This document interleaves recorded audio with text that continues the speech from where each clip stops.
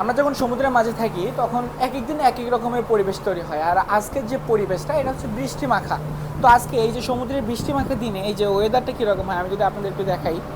দেখেন, আমরা একটু সামনে আসছি, এই যে আমাদের যা যে নতুন যে রঙগুলো দেখছেন রং করা হচ্ছে। তো এখন আমি যদি এদিকে একটু তাকাই, এদিকে আকাশটাকে কিছুটা পরিষ্কার মনে হচ্ছে যে বৃষ্টি শেষ হয়ে গেছে, কিন্তু এইদিকে আকাশ কিন্তু আবার খারাপ, কালচে দেখাচ্ছে।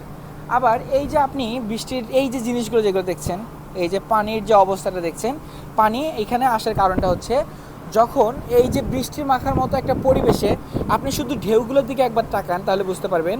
ঢেউগুলো দেখেন যখন বাতাসের জন্য উপরে উঠে যাচ্ছে, তখন এই যে এখানে একটু ঢেউগুলো যখন কিছুটা পাতলা হওয়ার চেষ্টা করছে, এই পাতলা হওয়ার সময় বাতাস এই ঢেউয়ের কণাগুলোকে একবারে ভেঙে হালকা ক্ষুদ্র ক্ষুদ্র কণায় পরিণত করছে। এই যে এখানে আসলে দেখতে পাবেন, আমরা এখানে একটু অপেক্ষা করি। এই যে দেখেন, আপনি ভালো করে মনোযোগ দিয়ে দেখলে জিনিসটা বুঝতে পারবেন।